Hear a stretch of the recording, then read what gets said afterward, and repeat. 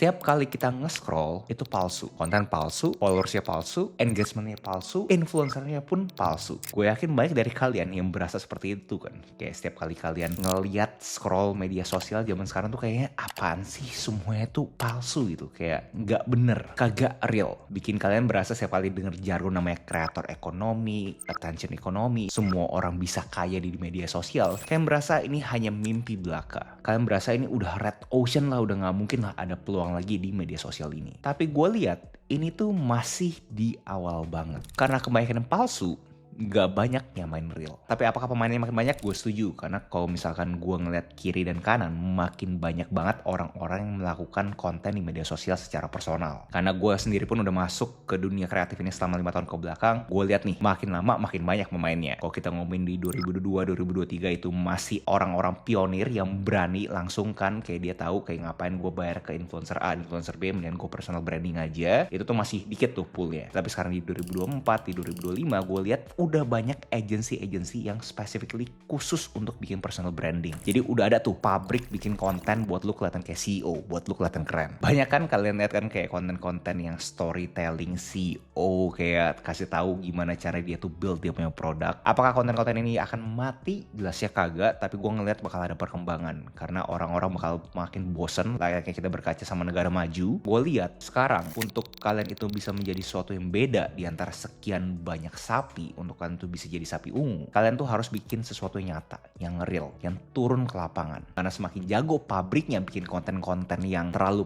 polish, yang terlalu keren, masyarakat pada umumnya butuh konten nyata, konten real. Pertanyaannya gimana caranya kan? Dimulai dari lu punya rasa keinginan tahuan. Terkesan bego tapi coba dengerin gue dulu. Sekarang lu coba pikirin kalau misalnya lu punya strategi di media sosial ini, di dunia maya ini, di bisnis digitalnya lu, cuma fokus apa yang terjadi 2025-2024, lu bakal sama kayak seperti orang lain. Karena orang-orang lain bakal nusuk ke hal yang sama. Mereka tuh convert ke suatu titik yang semua orang tuh ngelakuin. Alhasil, apa yang bikin lu beda sama sebelahnya lu?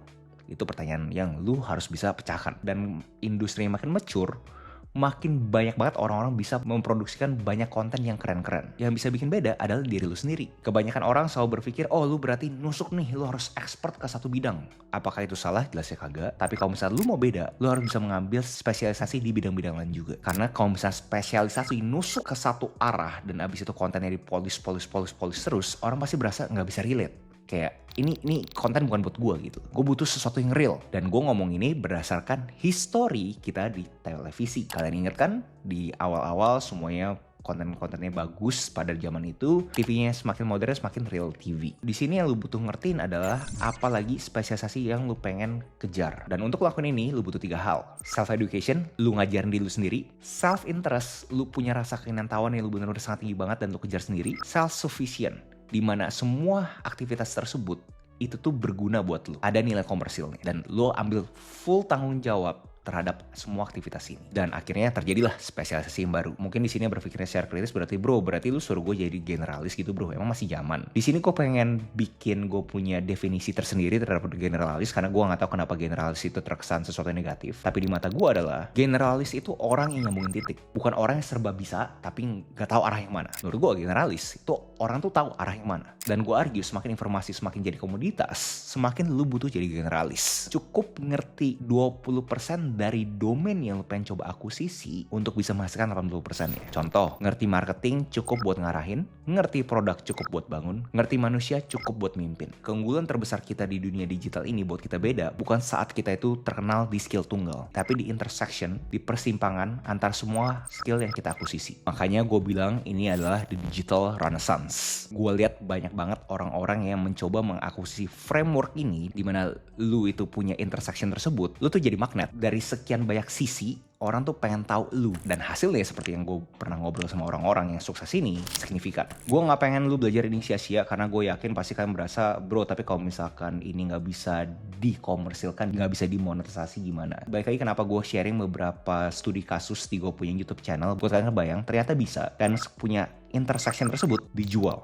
dimonetisasi. Nah gimana caranya intersection tersebut simpang perjalanan tersebut, persimpangan tersebut bisa lu jual, lu harus cari orang yang sama seperti lu. Jadi kan lu sekarang udah real kan, diri lu sendiri, lu nggak fake kan. Lu udah ngejalanin apa yang lu kerjain. Contoh di grafis ini, lu mulai, lu hanya cuma pengen ada perubahan dalam hidup lu doang, ya kan? Lu mencoba kiri kanan, jam terbang lu makin tinggi, di sumbu X ini lu punya keterampilan makin tinggi, sumbu Y ini duitnya lu, ya kan? Dan sekarang tuh lu udah di sini. Dan ini semua titik ini mendadak turun lah, mendadak naik lah. Lu harus bisa sharing ke orang-orang yang pengen ikutan ke journey-nya lu. Jadi lu ada di sini, lu punya jalan untuk bisa dimonetisasi ini semua.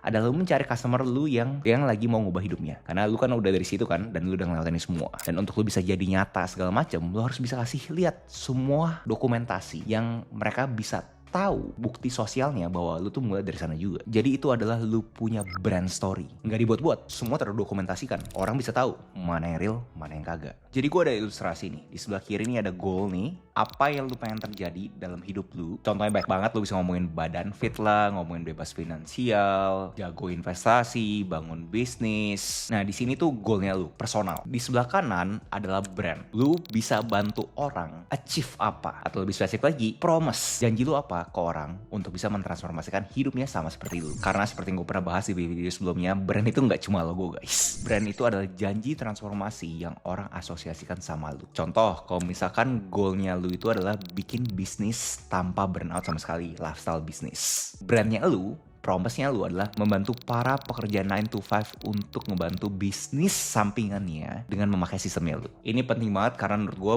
brand yang kuat juga datang dari goal yang kuat. Lanjut di sebelah kiri adalah knowledge. Apa sih yang lu pelajarin sepanjang perjalanannya lu? Mau itu buku, mau itu pengalaman, apapun itu. Yang benar-benar cuma terkontekskan ke diri lu tok. Nah ini di-convert ke konten. Apa sih yang bisa bikin orang tuh berasa berguna banget saat mereka itu konsumsi konten di dunia digital? Jadi konten itu basically adalah translation, penerjemahan lu punya pengetahuan. Contoh, lu punya pengalaman yang luar biasa di after sale service. Lu tahu gimana caranya bikin orang tuh balik lagi. Itu pengalaman lu kan. Lu ubah pengalaman lu menjadi konten. 3 cara untuk orang balik tanpa diskon. Karena balik lagi, semua kan fake kan ya. Yang orang gak bisa fake apa? Pengalaman. Saat orang tahu lu punya bukti sosial bahwa lu udah pernah ngejalanin ini semua, orang gak mungkin skip lu punya video. Lalu di sebelah kiri ada yang namanya tuh proses. Lu dokumentasin semua aktivitas sampai lu menuju hasil yang lu inginkan. Mau itu checklist, template, sistem, apapun itu. Lu convert menjadi suatu produk. Dimana produk tersebut harus bisa ngebantu orang-orang yang mempunyai aspirasi seperti lu. Dan bahkan nyampainya lebih cepat lagi. Karena mereka kagak pengen dong ngulangin hal yang sama seperti lu, yang salah lagi. Kok buat lebih konkret lagi, gue kasih pertanyaan buat lu pada coba mulai jawab pertanyaan ini. Dan habis itu lu coba convert sendiri. Tapi ini adalah 6 pertanyaan menurut gue bisa ngebantu lu pada mulai. Orang yang mirip gue yang dulu pengen achieve apa, ini nih yang jadi brand, lagi belajar apa sekarang, dari itu 5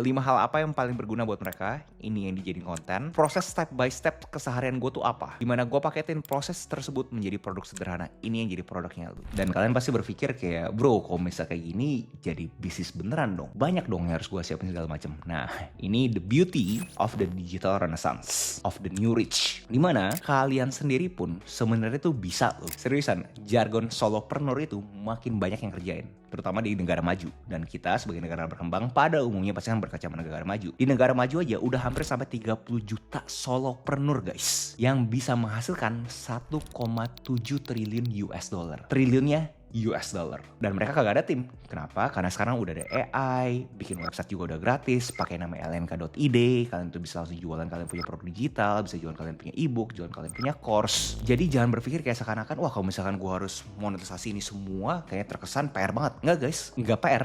Literally dengan memakai tools gratis yang gue share di video ini, udah cukup banget untuk mulai. Jadi sampai detik ini, kata kuncinya buat kalian itu bisa beda di dunia digital untuk tahun-tahun berikutnya adalah lu tuh harus jadi nyata. Jangan lagi kalian tuh bikin konten like-nya tuh pabrikan. Kayak seakan-akan ini cuma industri kreatif yang bisa memproduksi konten doang. Enggak guys, nggak usah sebegitu polishnya. Cukup kalian itu melakukan suatu hal yang nyata buat orang tuh berasa lu beda. Dengan sekian banyak persimpangan. Bro, berarti gue harus personal branding dong bro. Berarti gue harus bikin profile picture bagus, bio bagus. Yes, kalau ditanya secara kosmetik. Tapi fundamental, Personal branding gak cuma masalah foto profile picture lu bagus, bukan masalah bio lu tuh keren-kerenan, gak kayak gitu guys. Brand itu di definisi gue, itu adalah suatu ekosistem yang bisa membantu orang yang ingin memecahkan masalahnya dan akhirnya mempunyai superpower untuk mengeliminasi masalah orang tersebut. Jadi balik lagi ke grafis tersebut, semua touchpoint ini lu harus bisa elaborasi apa aja sih yang mereka harus bisa lakukan untuk bisa ngelewatin touchpoint tersebut. Begitu lu udah bisa kasih blueprintnya dan mereka ngelewatin, lu punya brand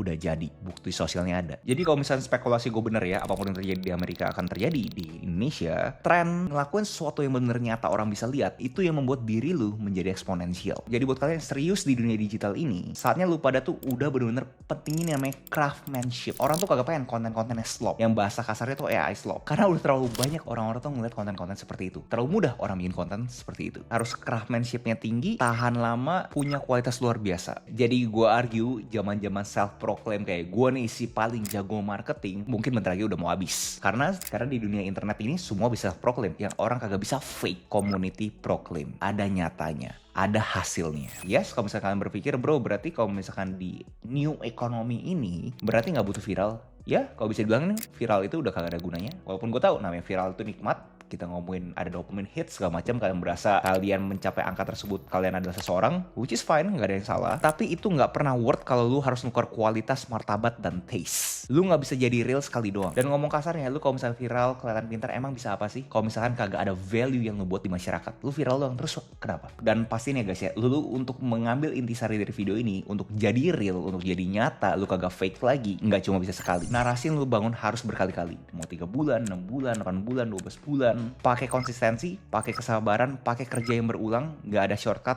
tapi begitu jadi, lu bakal dikenal selamanya. Value lu nyata. Jadi gue rekomendasiin sekarang kejar realnya lu.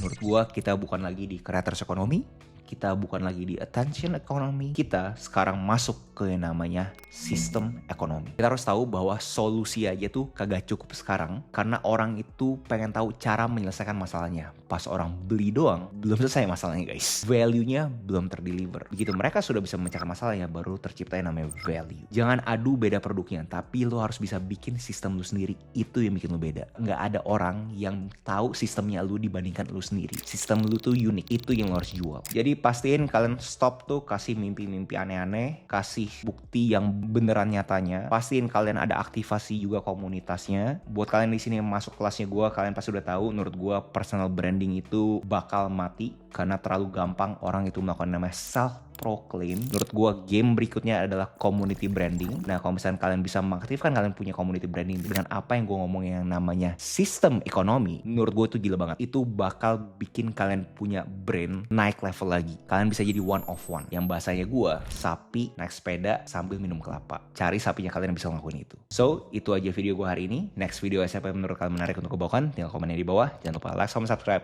nyalain notifnya, share teman kalian, and I'll see you in next video. Salam kreatif.